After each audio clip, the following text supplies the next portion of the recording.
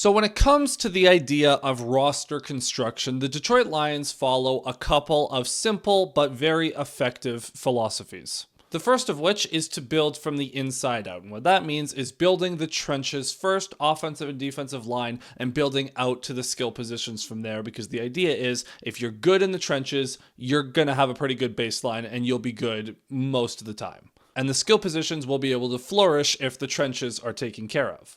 The second philosophy is the idea that free agency is used to address needs, and the draft is where you just draft the most talented football players that you can find. And these are philosophies that have gotten the Lions quite a long ways over the last couple of years. It took them from the eternal basement dwellers to being actually really respectable, and then obviously they had a disappointing year this year, which prompted the Lions to say, okay, we're going to go back to basics. And well, have they? Because we sit here a couple of weeks away from the NFL draft, and the Lions still have a glaring need at tackle and a glaring need at edge too. You could argue a glaring need at will linebacker, but that's maybe not as glaring. The Lions are sitting here with major needs heading into the draft, which is not a position that the Lions themselves say they want to be in, or a position that's going to set them up for success. And now they're kind of in a weird spot when it comes to the draft. So that's what we're talking about today, is just where the Lions roster stands heading into the draft and whether or not the Lions have wavered in their philosophy over drafting for need over best player available, and also the problems with drafting for need and the situation the Lions have put themselves in. So that's going to be what we're talking about today. But before we do, if I could just get you to hit that like button, subscribe to the channel when notifications are turned on so you don't miss any future uploads. And let's go ahead and get into it. So as I said, the Lions obviously have a major need at tackle and edge heading into this draft, and they could use a will linebacker as well. Most of the roster is pretty solid, but they have a couple of glaring needs, and this is a situation that they have not been in for the last couple of years. The closest would be in 2024 when everyone was like, you need a corner, and the Lions ended up drafting two in Terrion Arnold and Ennis Rakestraw. But this year, it just feels a little bit different. Because even if we go back to that 2024 draft and where the Lions were heading into it, they had just traded for Carlton Davis, who was set to be a number one corner for them, and he was for that season, which meant the need for a corner wasn't quite as glaring as it was heading into the draft, and certainly not as glaring as the need for a tackle is this year. Because for as much as the Lions signed Larry Borom, that is not really an answer at tackle. He's not really he's a fine stopgap, but is he a guy you want starting 17 games? Nope. Like, all respect to Larry Borom, nope. And then on the defensive side of the ball, you could look at DJ Wanham at edge and say, look, is DJ Wanham going to be an early down run defender? Yeah. Is he going to be effective? Probably. Is he a guy you want taking 60-70% of the snaps for 17 games? Nope. Still nope. So this is kind of where the Lions find themselves. And again, you contrast that with their drafts over the years, even going back to the first draft where they took Penei Sewell in that first year and Brad Holmes is pounding the table. He's super excited. That was like one of three options the Lions were considering there. Like, we know the Lions were interested in Jalen Waddle as well. We know they were interested in Micah Parsons, but Penei Sewell happened to fall to them. And so they took Penei Sewell because he was the best player that was on their board. And that's what they should have been doing, is drafting best player available. You look at 2022, same thing. You take Aiden Hutchinson, and then they said, you know what? Jameson Williams is the last guy in a tier for us. We're going to trade up for him, and then we'll let the board fall to us the rest of the draft. So you get Hutch and Jameson Williams. You go to the next year, 2023, and what do? They trade down, they take Jahmyr Gibbs because he was the best player on their board, even though they had DeAndre Swift and they had just signed David Montgomery. They draft Jack Campbell, even though they had Alex Anzalone and Derek Barnes, who we thought were their starting linebackers.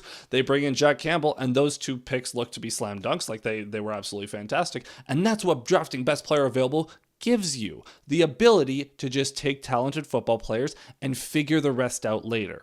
So, as the Lions stare down the barrel of a 17th overall pick where they desperately need an offensive tackle, and for those of you who are unaware, tackles that aren't drafted in the first round, so in the second round and beyond, are usually bad. There are very few exceptions to that rule. Mailata in Philadelphia is one of them, but you're not going to find a lot of good tackles outside the first round, which is why it's such a premium position. So that it's fair that everyone's kind of looking at that 17th pick and being like, yep, that's a tackle. The Lions have to take a tackle. That's what they're going to do.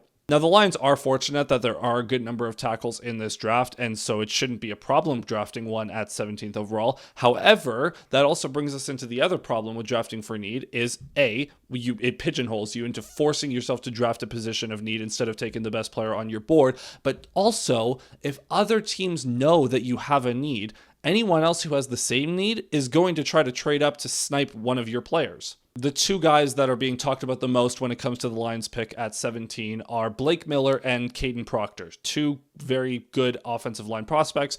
If there's a team behind the Lions that's like, hey, we think we want to tackle, we know the Lions need one, so we got to trade up to 16 or higher in order to snipe one of these guys, because otherwise we know the Lions are going to take one. So that leads to these teams that are below the Lions in the draft looking at the Lions and saying, okay, if we want to tackle, we have to jump these guys. And that puts the Lions in a very bad spot where they might end up in a situation where a couple teams trade up to get tackles, and then the Lions are left with a situation where they either take a tackle that's lower on their board or they draft best player available, but then still have a glaring need at tackle. And the same conversation applies to an extent to the 50th overall pick as well, where it's like the Lions need an edge defender, they need a pass rusher, but you also can't pigeonhole yourself, especially that late in the draft. Like at the 50th overall pick, you have no idea who's going to be available. The Lions might trade up, they might trade down, but now you're in a spot where it's like, okay, well, if we don't get a pass rusher, do we just not have another pass rusher? Like, are we just riding DJ Wanham and that's it? Now, to be fair, if the Lions go into this draft and at 17th, let's say the pick is Blake Miller, who I would think that it's going to be at this point. Maybe it's Proctor, maybe it's someone else and they surprise me. But at this point, it feels like it's going to be Blake Miller or Caden Proctor. Let's say they get one of those tackles and Sewell slides over to left or stays over at whatever. And then at 50, the Lions get a pass rusher. Okay. Then the Lions are actually back to being one of the best rosters in the league and should be competing for a division title because those are their two glaring needs. And if they address them in the top 50 picks, then okay, we're in business. It just puts so much more pressure on those picks compared to, again, I'll use 2023 as an example, where they were just like, you know what, Jahmyr Gibbs, he's the best player on our board. What if we simply take him and get rid of DeAndre Swift? They do that, and wow, what a difference that makes, because Jahmyr Gibbs is one of the three best running backs in football. You could argue top two. You could even argue number one if you really want to. I wouldn't do that, but he's a top three running back in football, and that completely changed the dynamic of the Lions offense. Or Jack Campbell, again, linebacker, off-ball linebacker especially, is a position that is typically not. Or Jack Campbell, who they took at 18 in that 2023 draft. Off-ball linebackers are not necessarily valued like that anymore in the modern NFL, but they take Jack Campbell, a linebacker who's not even that good in coverage, but he's the best run-defending linebacker in football now, and he was a first-team All-Pro. He's the captain of that defense, and he fundamentally changed what that defense looks like. Now, obviously, the middle of the defense, I should say, because there are some problems outside of him. However, they now have a stalwart in the middle of their defense for years to come. And granted, you might get a really good one. You might get a great one. You might get a all-pro tackle at 17th overall. I don't know.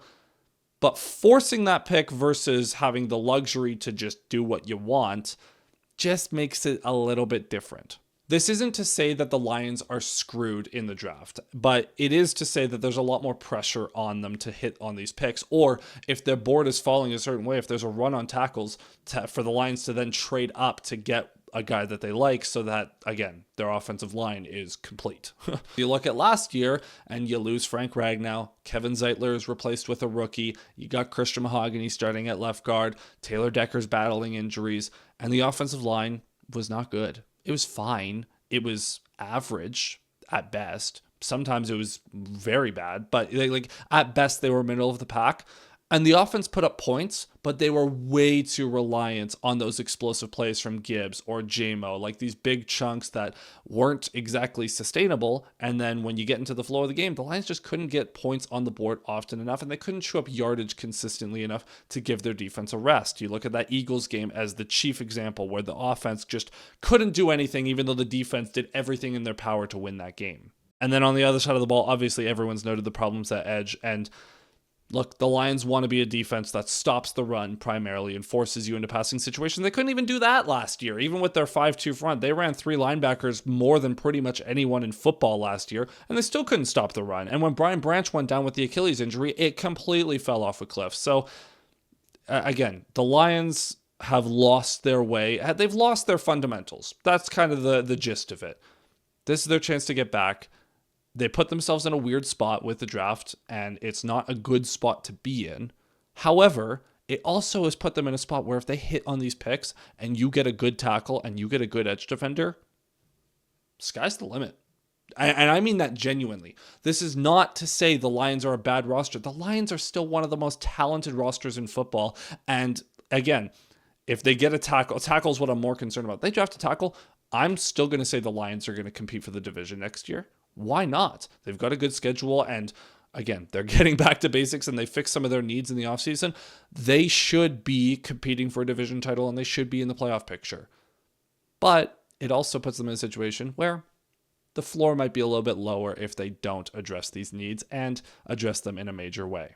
I know that salary cap constraints are part of the reason that they couldn't address some of their needs a little bit more wholeheartedly.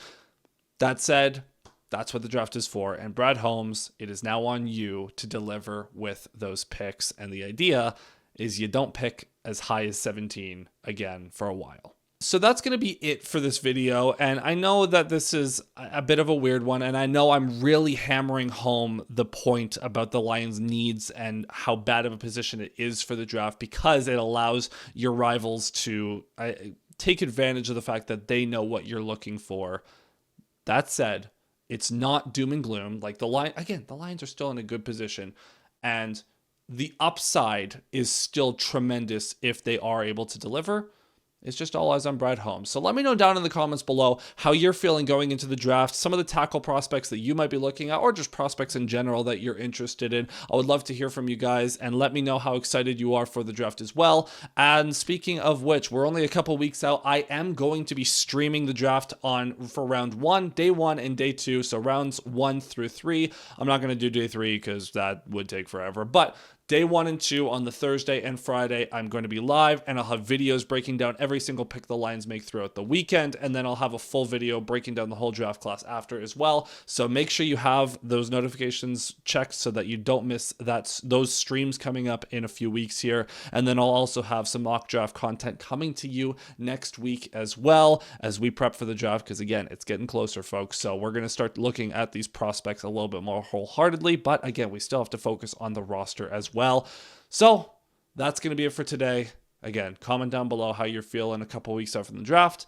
I'll see you next time, my friends. Cheers.